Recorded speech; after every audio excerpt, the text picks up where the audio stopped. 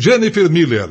Jennifer, bom dia, seja bem-vinda. Bom dia, muito obrigada, Valério. Bom, eu te pergunto, você tem uma formação, como eu acabei de citar, é impressionante, né? Afinal de contas, são muitas especializações. O que te levou a se interessar pela neurociência e pelo neurodesenvolvimento infantil? Sim, eu sou mãe de 2 meninos, o Miguel de 11 anos e o Joaquim que vai fazer 8, então há 12 anos atrás eu decidi começar a entender de crianças para ter os meus filhos. E através dessa necessidade, né, eu tenho a opinião que a gente não pega um carro, bate em todos os outros carros e depois aprende a dirigir. Então por que para ter filhos a gente não estuda antes de tê-los, certo? Então eu comecei a estudar e me apaixonei por essa área, fiz uma faculdade em pedagogia e depois discorri em todas essas formações até que hoje, há mais de 5 anos eu já atuo no meu consultório porque eu entendi que o neurodesenvolvimento é a chave para que a gente possa trazer autonomia e liberdade emocional para a nossa sociedade. E hoje em Maringá você vem fazer uma palestra sobre o diagnóstico, que a gente ainda não sabe sobre os diagnósticos de TDAH e ansiedade em crianças e adolescentes. O meu evento será às 19 horas na Assim. A gente vai ter participação do Dr. Wilson, que é um oftalmologista, para falar de quanto que isso não faz sentido às vezes. O do Ney Silva também, que trabalha com desenvolvimento humano. Então, pais, professores, profissionais da área de saúde que trabalham com crianças e adolescentes, vocês precisam entender de neurodesenvolvimento para entender sobre diagnóstico. Agora, como é que você define a importância do neurodesenvolvimento da infância? Quais são os aspectos que os pais, os educadores também devem observar na molecada? A parte mais importante que a gente precisa entender é que até muito pouco tempo atrás, ali em 1990, a gente nem sabia que uma criança, um bebê, sentia dor. Então, veja, nós não tínhamos conhecimento do que podia acontecer com o sistema nervoso. Porque, antigamente, se a gente não vê, não fala, não existe dor, certo? E a gente já entende que desde o útero materno a criança já tem um sistema nervoso que está funcionando. Então, todas essas informações sensoriais da criança, mesmo que ela não verbalize, não tenha uma imagem na cabeça dela, já estão construindo a forma como ela vai interpretar o mundo quando ela tiver 10, 15, 20, 50, 60 anos. Então, a infância é chão que a gente pisa a vida inteira, como já dizia Lia Luft, né? A inesquecível gaúcha Lia Luft. Me conta uma coisa, como é que você pode explicar, principalmente às pessoas que não têm o maior conhecimento, sobre a terapia de reintegração implícita? O que significa e como é que ela se aplica no seu trabalho com as crianças e adolescentes? Maravilha. A terapia de reintegração implícita ela é baseada no processo de neurodesenvolvimento, certo?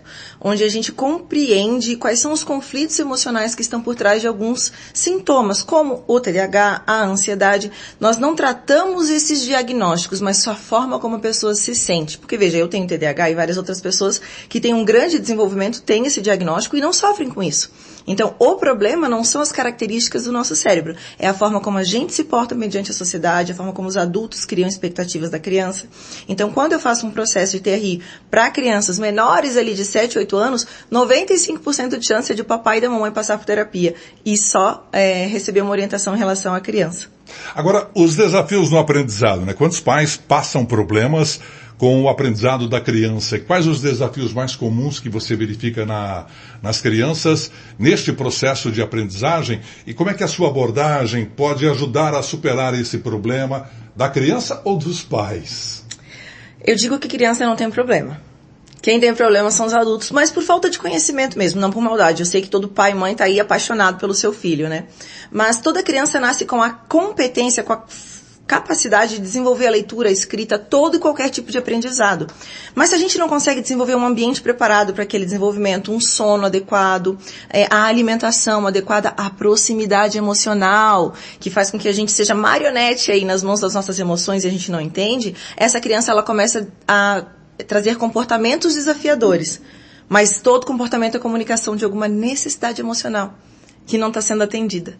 Então, a gente, como pai e mãe, não tem noção desse mundo que não foi falado pra gente, e a gente fica ali batendo o pé, não sei o que está acontecendo. Então, no meu processo, eu faço toda essa orientação. Nessa etapa, nesse momento, nessa idade, você pode agir assim, assim, assim, assado. Por que é tão difícil para você agir assim, pai? O que está acontecendo aí nesse coraçãozinho, né? Então, quando a gente faz toda essa construção familiar, a criança se desenvolve naturalmente, ela nasce para isso. Você que ligou seu rádio agora, estamos conversando com Jennifer Miller. A Jennifer, ela trabalha como neurocientista e terapeuta. Você falou um fato sobre falta de entendimento. Porque nós, mais velhos, tínhamos aquele momento de ao deitar, benção mãe, benção pai. O pai falava algo, baixávamos a cabeça. Hoje mudou tudo. Aquela relação entre pais e filhos hoje, século XXI, é muito diferente de 1, 2 séculos atrás. Bem que 2, 3 séculos atrás, os pais, em sua grande maioria, tinham vários e vários filhos, todos para o lavoro, todos para o trabalho. Não existia intimidade entre o pai e o filho. Era raro um pai sair com o filho para conversar. Era o mínimo, e o filho tinha o maior respeito pelo pai. Quais as dicas que você hoje, século XXI, daria para os pais que querem apoiar esse desenvolvimento neuropsicológico da criançada em casa? Nem tanto ao céu, nem tanto à terra, né? Eu sou da opinião que a gente melhora. Os nossos pais, os nossos avós tinham uma sabedoria muito bonita que a gente não precisa desperdiçar. A gente pode só entender que tem formas um pouquinho diferentes de a gente corrigir a criança, de a gente trazer ali as consequências. Veja, por mais pesado que fosse antigamente na lavoura, ainda existia um contato. Por mais que estivesse sendo através do trabalho, não existia tanto tela, né? A tela hoje virou a babada das crianças. Então, sem querer, a gente ainda trazia um pouquinho da proximidade com esses pais. Hoje, o que falta é a gente entender que não dá para terceirizar a responsabilidade da presença paterna e materna, ninguém vai substituir essa presença, né? Mas que a gente não precisa partir para aquele aprendizado tão rigoroso. O castigo, a punição, o bater, que era uma forma de educação antigamente, e que eu não estou aqui para trazer um julgamento, mas para trazer um novo olhar, ele ensinou alguns limites, mas trouxe consequências. Então, o que está acontecendo no século XXI é que os pais estão esquecendo dos limites por medo da punição. Então, a gente precisa saber como trazer limites para essas crianças, entendendo de cada etapa. De 0 a 3 anos, a criança não sabe obedecer, ela vai parar porque ela teve um colapso no corpinho dela. De 3 a 6, ela começa a entender o que pode ou não fazer. E dali pra frente fica um pouquinho mais fácil de respeitar os limites. Fez sentido? Faz. Agora, então, o adolescente malvado de hoje, que não respeita o pai ou a mãe, o problema dele foi a educação. Esse trabalho que você está fazendo hoje. Alertando os pais da maneira correta de se passar para a criança o aprendizado, o respeito, o amor. Esse adolescente, o ser humano ele se constrói de uma maneira biopsicossocial, é uma interação constante. Não existe exatamente uma causa e um efeito, sabe? Tipo, o mosquito da dengue causa dengue. É uma correlação. Então, sim, se eu sou uma criança que não percebo um limite e uma proximidade emocional, eu posso desenvolver um comportamento mais dificultoso quando eu viro um adolescente, porque ele está passando pela puberdade, é um monte de hormônio que está acontecendo. E antigamente a gente tinha um núcleo familiar e de amigos muito pequeno, então a nossa necessidade de pertencer àquele grupo era mais fácil de atender. Agora, com a internet, você tem bilhões de pessoas que você quer pertencer. Então isso dificulta a orientação daquele adolescente. Então o pai de um adolescente, ele vai precisar ter firmeza enquanto traz ali a proximidade emocional. Você falou sobre a tecnologia, a neurociência e tecnologia é um bom assunto, né? De que maneira que a tecnologia, ela pode ser aliada ou prejudicial ao desenvolvimento, principalmente dos pequenos? Sim. Quais os cuidados que os pais, avós devem ter? Eu tenho uma opinião de que a gente não tem que proibir ou limitar as pessoas, as crianças e os adolescentes, do mundo que ela está inserido. Né? Não dá pra gente fingir que a tecnologia não faz parte da nossa vida. Agora, a criança menor de 2 anos, ela não tem necessidade nenhuma de assistir telas. Isso não vai ajudar em nada o desenvolvimento dela. Mas eu penso que nós não vivemos numa utopia. A gente vive numa sociedade que está correndo o tempo inteiro. Então, se você for fazer uso disso, coloque uma música para essa criança se movimentar. Coloque um desenho onde você vai interagir com a criança, onde você vai dançar. Eu não sou rigorosa nesse sentido, porque eu acho que isso judia mais ainda dos pais. Então, se o seu filho está ali com o celular, senta do lado dele, vê, participa daquele mundo. Porque a tela substitui a proximidade emocional dos pais hoje. Jennifer, como é que as emoções podem influenciar, você está citando muito isso, no aprendizado das crianças? Quais os métodos que você recomenda para que nós possamos ajudar esses pequenos e até os adolescentes a gerenciar as emoções? Maravilha. Não sei se você sabe que o bambu, ele leva 5 anos para construir suas raízes e depois ele cresce, Sim. Certo? Esse aprendizado emocional, as sensações que a criança terá, ela constrói-se na primeira infância. Então, ela não vai saber ter o melhor comportamento. Mas quando ela se sente bem, ela age melhor. Não existe um comportamento assim de punição para que a gente se sinta melhor. Você é casado? Sim. Sua esposa, quando está de TPM, ela não fica mal-humorada? Bastante. Então veja, se você faz uma criança se sentir mal, ela se comporta pior. Ela pode, às vezes, moldar o comportamento para obedecer, mas ela vai mentir, vai aprontar, vai virar o bullying lá na escola, entende?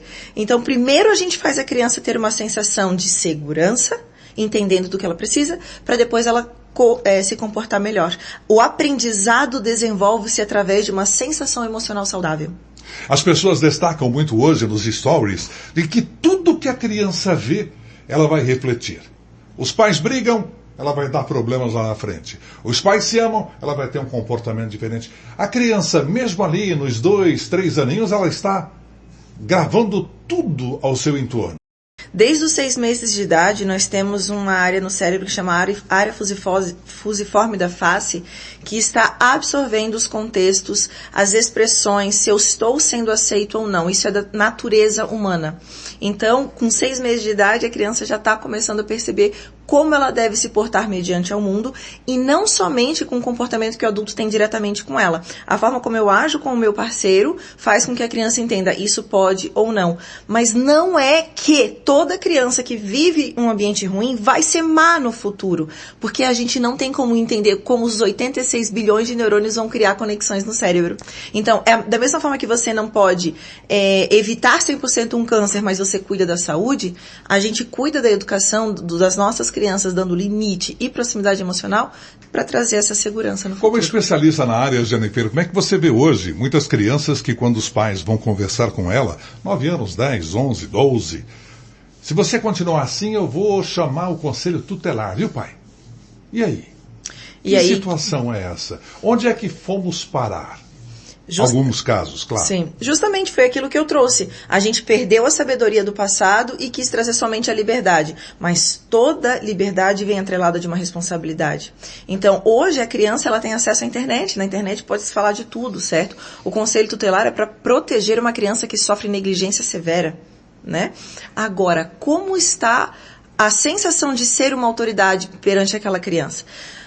Quando a gente está com raiva, a gente vai falar uma besteira, certo? Então aquela criança, ela está expressando alguma coisa.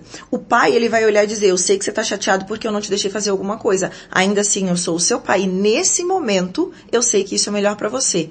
Mas vai passar por quanto eu estou sofrendo ou não. Porque senão eu vou fazer uma chantagem emocional com meu filho e descontar toda a minha raiva nele. Toda a minha necessidade de ser uma autoridade. É muito complexo, mas na maioria das vezes, uma criança que tem esse comportamento, ela não está sabendo qual é o seu limite e como pedir ajuda.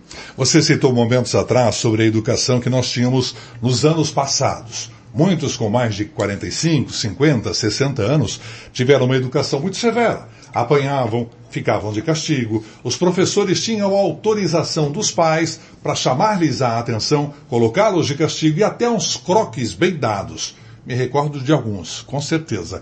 E você disse de que foi bom para educar, mas que traz consequências para a adolescência, depois para a maturidade desta pessoa. Quais consequências seriam essas de uma pessoa que teve uma educação severa? Não de espancamento, de severa, de respeito. Bastava o pai ou a mãe olhar, ele sabia que ele tinha que obedecer. Uma das maiores dificuldades de quem vive uma educação muito rígida, muito rigorosa, muito punitiva, é a inflexibilidade na vida adulta. Então é aquela pessoa que ela fica mais teimosa, mais difícil de lidar, inflexível, porque aquela rigidez traz para ela uma sensação de segurança. A pessoa que é controladora, né? Uma pessoa que ela tem crise de ansiedade, que ela fica insegura. E todas essas questões podem gerar nessa criança, nesse adolescente ou nesse adulto no futuro, uma grande dificuldade de sociabilidade. Assim como a permissividade, que faz com que os adolescentes hoje não aguentem, não tenham desenvolvido uma resiliência. Entende? É muito complexo mesmo isso. O equilíbrio. Por isso que eu ensino. Toda educação parte do princípio da homeostase, do equilíbrio do pai e da mãe. Porque se eu sei o meu limite, eu vou estabelecer com segurança. Se eu estou querendo impor uma educação punitiva ali, é porque eu ainda não me entendo. Eu não sei outra ferramenta para educar. Não tem outro recurso. Eu conheço pessoas que foram educadas da forma como eu citei momentos atrás e que se tornam baita de um pai, baita de um vô. Era na base da pancada, era na base do castigo severo, sabia o que era certo, o que era errado, sabia que quando fazia o errado ia ter uma punição, e geralmente a punição não era agradável, não era ficar sem ver televisão ou sem jogar videogame, porque não existia esse tipo de acesso naqueles anos passados, e que se tornaram bons pais, não repetiram a sequência que observou na educação. Mas tem outros que já levou tudo que passou na infância para a maturidade. A resposta está exatamente nessa sua dualidade. Não existe causa e efeito, não existe uma relação direta. A gente não sabe o que pode ou não acontecer. Porém, nessa frase é importante a gente entender. Será que o homem, ou o pai, ou o avô que eu me construí veio somente por essa punição ou pelo afeto, pelo amor, pelo respeito, pelo exemplo de hierarquia que eu vivi? Certo? A gente não pode achar que uma coisa causa a outra assim. Então, existe toda uma correlação. Toda liberdade demais para uma criança que não tem cognição para fazer uma escolha vai gerar consequência. Toda punição de uma criança que é incapaz de obedecer vai gerar uma sensação visceral de dor. Jennifer, com mais de 40 formações, muitas formações na área, como é que você se mantém atualizada com as novas pesquisas, as práticas da neurociência, viajando, ministrando palestras? Como é que você vai se atualizando? Porque o meu prazer, o meu hobby é estudar. Eu sou apaixonada pelo estudo, né? Isso é uma das coisas que eu trago da minha educação. Meus pais não eram punitivos, não me batiam, mas eles eram muito rígidos em relação ao estudo e isso desenvolveu em mim essa vontade de estudar. Então eu preciso me policiar para não querer ter lazer. Então veja, eu não sou disfuncional para a sociedade, porque eu estudo, eu trabalho, né? Enfim. Porém, às vezes eu tenho dificuldade de ter lazer. São pequenas nuances que se a gente não entende esse equilíbrio, daqui a pouco eu não consigo sentar para brincar com meu filho, porque é a rigidez, entende? É o que tem que ser feito, é o certinho. Então eu me atualizo estudando muito. Hoje a gente entende que até os artigos científicos precisam, a gente precisa tomar cuidado porque tem o viés, né, de cada pesquisador, é muito complexo. Por isso que eu foco em dizer, quando você percebe as suas sensações, a gente não nasceu com essa dificuldade de se perceber. Você não força um bebê a mamar, você não força um bebê a se movimentar ou a dormir. A gente perde essa sensação de conexão do meu corpo e do que eu preciso para mim, né? Quando eu faço um processo de TRI, de terapia de reintegração implícita num pai, ele automaticamente entra no seu eixo e ensina a criança através da imitação com muito mais facilidade. Algumas pessoas perguntam o que seria o implícito? Implícito é aquilo que eu não sei. Implícito é aquilo que eu não percebo, é uma automatização psíquica. Da mesma forma que a gente dirige carro, moto, bicicleta, sem perceber. Você não lembra o momento exato que você desenvolveu o equilíbrio para isso? Isso acontece com as nossas emoções. O cérebro, quando eu vou falar para você uma justificativa, alguma coisa, milésimos de segundos antes, as minhas emoções tomaram uma decisão. E eu não percebo. Isso é ser implícito. Ô Jennifer, nas suas palestras, o que você mais percebe dos pais? Eu percebo um amor profundo pelos seus filhos e uma dor de não saber qual é o melhor para fazer pelos seus filhos. E é por isso que eu transmito tanto conhecimento, porque eu entendo que um pai, uma mãe, um profissional da área de educação, da área da saúde, que entende de neurodesenvolvimento infantil e que não está engessado em protocolos, vai saber a hora certa de aqui eu seguro e aqui eu vou ser permissivo. Muito bem. Qual a mensagem para nós encerrarmos que você quer deixar para os educadores, para os pais, sobre a importância deles buscarem este neurodesenvolvimento na formação para que ele possa ter crianças felizes, crianças saudáveis? Qual a indicação que você dá a eles? Eu convido todos vocês a serem alunos, né, na pós-graduação de Neurociências e Terapia de Reintegração Implícita, porque mesmo que você não queira ser um terapeuta, é um conhecimento fantástico, onde você vai conseguir se conhecer primeiramente. E eu convido a você, pai, educador, a entender por que você quis ter um filho. Como é que as pessoas podem ter esse conhecimento, Jennifer? Através do Instagram do Rafael Kraisch, Kraisch, do Instituto Kraisch também, ou no meu Instagram, pode me mandar um direct, meu Instagram é @JenniferMuller, com 2 L's, psicoterapeuta. E o pessoal aqui de Maringá, estejam lá na palestra, a gente tem algumas vagas ainda, é hoje às 19 horas na Assim. Vamos entender sobre neurodesenvolvimento infantil.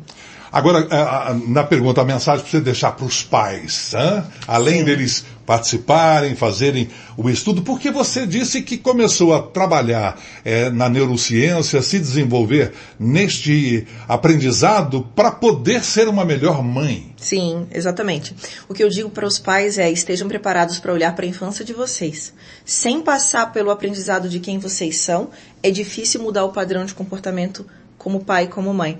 Então, se o seu filho não está tendo uma proximidade emocional, se não está legal, se ele está batendo, xingando, quebrando tudo, não está legal, você precisa olhar para você mesmo, para depois poder ensinar para o seu filho, porque ele vai aprender através do seu comportamento. Antes de você ir embora, quando uma criança começar a fazer isso, o que um pai deve fazer, o que uma mãe deve fazer?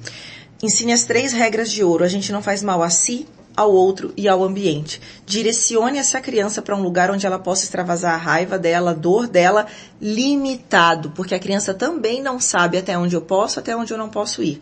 Mas eu volto a garantir: como você gerencia a sua raiva, como você gerencia a sua tristeza, como você lida com as suas próprias emoções. Porque se você fizer isso, a criança aprende por imitação.